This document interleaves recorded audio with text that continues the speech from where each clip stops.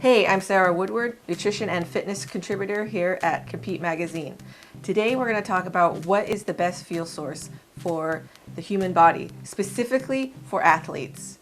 Now, it's basic knowledge that every cell in your body is fueled by sugar. Your brain's fueled by sugar. Every single cell is motivated by sugar. So when we talk about carbs will make you fat. If you eat too much sugar, you get diabetes. There's all this stigma towards sugar. Everyone has this crazy phobia about it, yet it fuels every cell in our body. I mean, that is significant. That is a huge statement. Sugar fuels every cell in our body. Everything you eat will be turned into sugar, whether it's protein, fat, meat, dairy, whatever, it will turn into sugar. So for athletes, what's the best source? The best source is sugar. The quickest sugar that can get into your cells to motivate you is fruit. Second best, carbs. Rice, potatoes, simple, basic, cheap carbs. I interviewed fitness coaches and endurance athletes, and what makes these guys stand out from the rest is that they're actually vegans. They're high carb, low fat vegans. And what they suggest is you get 80% of your calories from carbs, 10% from protein, and 10% from fat. So that's 80-10-10 ratio. And the 10% can go lower than 10%. Mainly get your calories from carbs, and that will give you the most energy. And here's why. The body runs on sugar. Every cell of the body is fueled by sugar.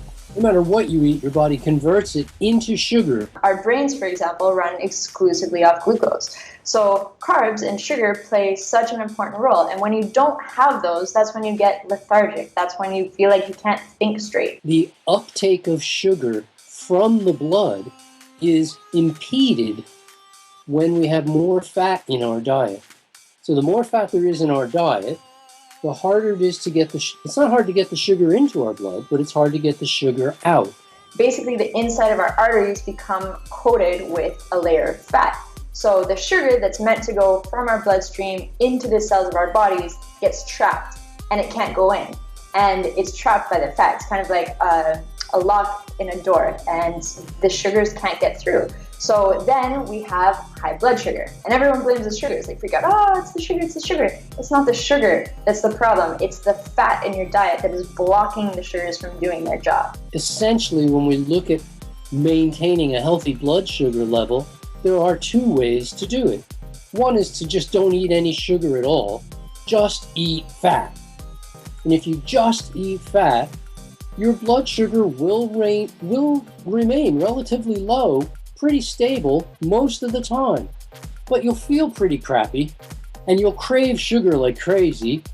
And of course, it's the road to heart disease and kidney disease and liver disease and all sorts of other problematic situations.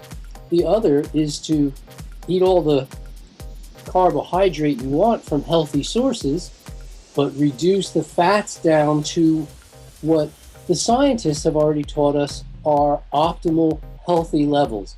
And those healthy levels are between 3 to 10% of your total caloric intake coming from fat. I definitely feel like I could last longer, particularly on fruits. Like I did a crazy weightlifting stunt. I did like 315 pounds for reps with my deadlifts. And I did that 22 times, and it was unreal. I just kept on going and going and going and going. As soon as I started, I just felt like I can pretty much do anything I wanted. And I remember one of the first crazy things I felt that I can do is bike 100K. I went from waking up in the mornings going, oh, I can't believe I've got to go run, another 20 miles this morning or 50 miles, whatever it was. I went to all of a sudden waking up going, oh, I don't feel bad at all. And I'd go out. So that was the immediate shocker for me. I was like, oh, maybe there's something to this. Well, I think the biggest thing I notice is the mental changes that happen, because the acuity, the clarity of mind, the quickness of the decision making transfers over into coordination. I can give her the exercise after exercise after exercise, and the thing is, she'll be able to do all of them, and her recovery time is very, very quick. So not only does she have the endurance part of it, but she also has such a quick recovery time that it's like I can give her a huge load on, Tuesday, and by Wednesday she's ready to go. Time and time again, I've seen average people turn into athletes just by changing their dietary habits.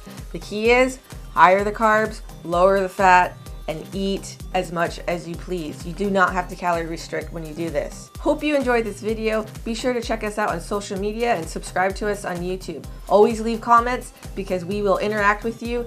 And don't forget to check out our blog.